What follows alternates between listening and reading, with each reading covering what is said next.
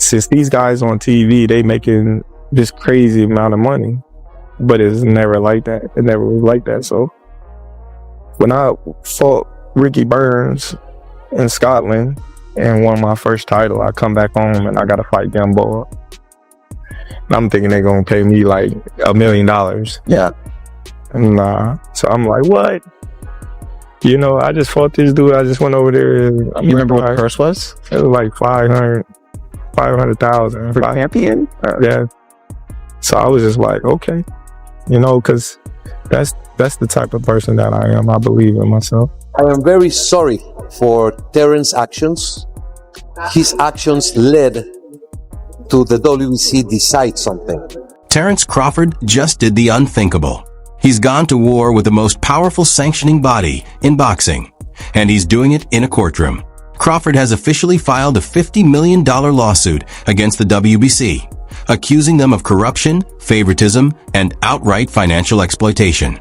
Mauricio, you know, got a lot to say about me not paying him $300,000 plus another $100K something for sanction fees, right?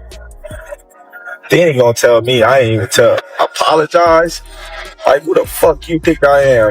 The same council that once crowned him champion, the very body that helped build his rise to the top, is now squarely in Terence Crawford's crosshairs. It all began when Crawford refused to pay the sanctioning fees tied to his title defenses, a quiet disagreement over paperwork and percentages that has detonated into a full-blown legal firestorm, shaking the sport to its core. And the wildest part? The entire boxing world is glued to it. Errol Spence has spoken. Dana White has weighed in. Oscar de la Hoya is furious. Everyone has taken a side. But before we break down the lawsuit and the chaos it's unleashed, we need to rewind to the exact moment the boxing world flipped upside down. He never paid the sanction fees for that fight. His next fight was Canelo Alvarez. He fought for the WBC title as well as the other three organizations, and he won the WBC title and the undisputed. He became undisputed, and he did not pay the sanction fees for the fight. On December 3rd in Bangkok, Thailand, the unthinkable unfolded at the WBC convention when the council officially stripped Terence Bud Crawford of his world super middleweight title, claiming he failed to pay sanctioning fees for two of his biggest bouts, the mega showdown with Canelo Alvarez and the war with Israil Madrimov. To the WBC, it was routine business. To Crawford, it was a knife in the back. And just hours later, the quiet tension erupted into an 8-minute online explosion, a furious video rant that spread across the internet like wildfire. Well, you better slap your fucking self and paying your ass shit. Fuck you talking about paying you $300,000. What makes you so motherfucking better than any of the other sanctioned bodies, huh?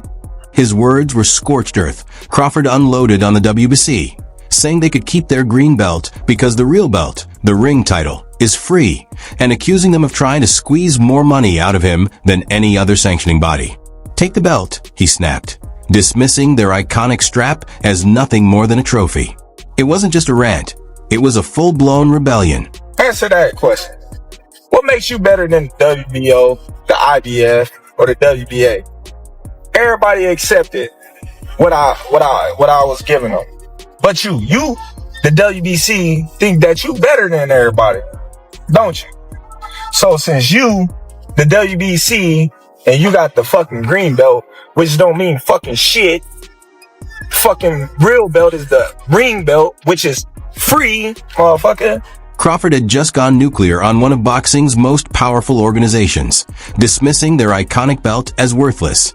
And while fans rallied behind his honesty, the WBC wasn't about to take the humiliation quietly. President Mauricio Sulaimán moved fast to regain control of the story, calling the whole mess very unfortunate, but insisting their hands were tied. According to him, Crawford simply refused to follow the rules, leaving the council no other choice. And he downplayed the fees Crawford rejected as minimal, claiming most of the money was earmarked for the Jose Sulaimán Boxers Fund, a charity meant to support retired fighters. and which is unfortunate. Most of that money was allotted. It was going to go to the Jose Sulaimán Boxers Fund, which helps so many fighters around the world. But it's unfortunate that it will carry on this as a money matter, which is not.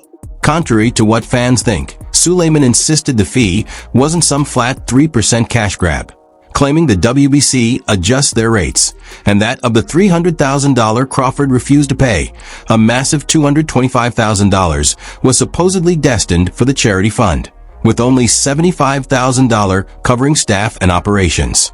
He doubled down hard on the organization's purity, saying every single penny the WBC receives goes right back into the sport because we only care for the boxers. But instead of calming the storm, his defense poured gasoline on it. Fighters started side-eyeing those claims, remembering the lavish conventions, the luxury dinners, the murky accounting books, and suddenly the question echoing through the sport was, where's the money really going? And right as the debate hit fever pitch, Crawford's longtime rival stepped in with his own take. I mean, it makes sense, but I mean, I think he should have talked about it, before, because now he's talking about it when he don't need the WBC anymore. And he should have talked about it, way back when I said something, he should have spoke up and said something about it too, so. When Errol Spence Jr., Crawford's longtime rival and one of boxing's bluntest truth tellers, finally spoke up, the entire sport leaned in. I mean, it makes sense, but he should have talked about it back then, Spence said, his voice calm, but his words cutting like a knife. Now he's saying something when he don't even need the WBC anymore. He didn't defend the counsel for a second. If anything, he backed Crawford's biggest accusation, the total lack of transparency. We need to know where the money's going, Spence added. All we see is big dinners, big conventions, big awards, but no accounting. We don't know where the money's going. Even a rival, a man with every reason to criticize Crawford, could see the cracks spreading through the entire system.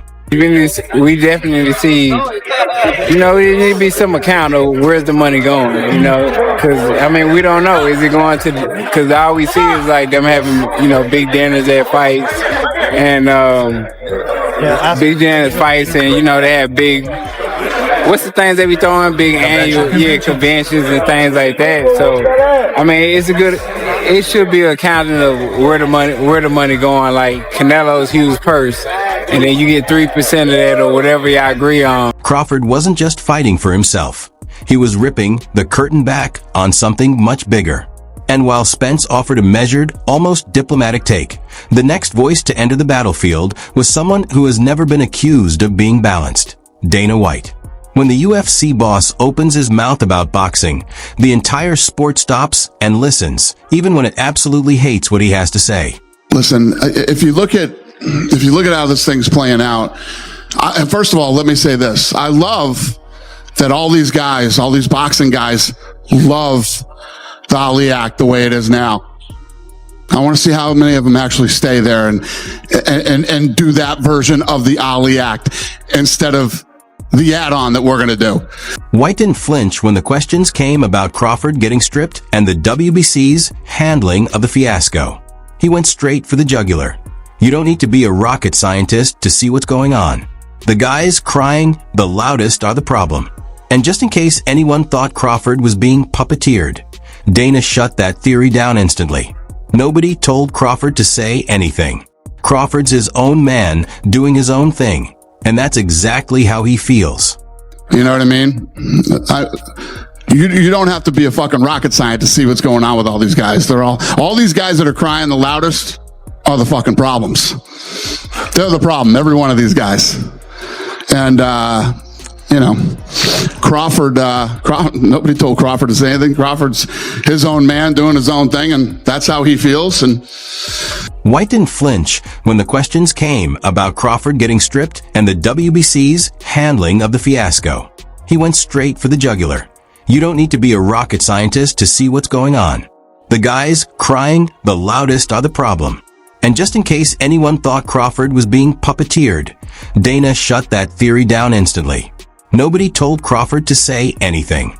Crawford's his own man doing his own thing, And that's exactly how he feels. You know, all these promoters are saying the Ali Act is perfect and this is the way it should be. I want to see them all stay in it. I want every one of them to stay in the Ali Act as it is now for the next however many years. And White didn't stop there. He took a flamethrower to every boxing promoter trying to defend the broken system.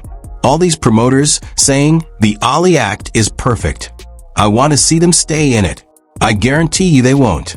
It was peak Dana White, brash, unapologetic, and ruthlessly honest. And with that one shot, he shifted the entire energy around Crawford's rebellion.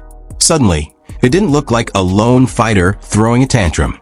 It looked like the start of a movement. Today, I'm pretty pissed off. Terence Crawford, he told the WBC to basically go themselves yesterday and is refusing to pay sanctioning fees to them for his $50 million fight against Canelo. $50 million! But while Dana White cheered from the sidelines, another legend saw the situation in a completely different light. Oscar de la Hoya has never hidden his disdain for fighters who disrespect boxing's traditions, and Crawford's comments struck a nerve. On December 4th, the Golden Boy went on a fiery Instagram rant, unleashing his frustration for the world to see. Did he forget where he came from? Or how he got there? How do you think you rose to that level? Through the ranking system. You get positioned. Today, I'm seriously pissed off, Oscar fired. Crawford had basically told the WBC to go jump after making $50 million against Canelo, and Oscar didn't hold back. He called Crawford arrogant and hypocritical. Did he forget where he came from? How did he get to that level? Through the very ranking system he's now attacking. Suddenly the WBC is the enemy and the ring belt is the only one that matters? I mean, seriously, Sulaimán has to be rolling in his grave. Literally. I mean, it sounds like you're reading a script or something. Come on, you've been the ring mouthpiece and the chosen one since they came on board 2 years ago. De La Hoya didn't hold back. He ripped into Crawford for claiming only the ring belt mattered, mocking the idea that the WBC was suddenly the enemy. Please, the money must have gone to your head, he said, before landing a sharp personal jab. I thought you had integrity, Crawford. I thought you respected the sport. I see both ways. I see the WBC, I see Terence. They both right, to be honest. They both right. They both right in their own ways. Feel me? It was obvious the old guard wasn't ready for Crawford's rebellion. And as the boxing world split into opposing camps, one fighter stepped in as a voice of reason. Amid the chaos, Danny Garcia stayed calm, measured, and diplomatic. I see both sides, he said. They're both right in their own ways. In a storm of heated opinions, his was a rare, neutral perspective. Talking about, you want me to pay you more than the other sanction bodies because you feel like you better than them. How in the world all the sanction bodies agreed to the same amount, but you sit your motherfucking ass up there and say that I need to apologize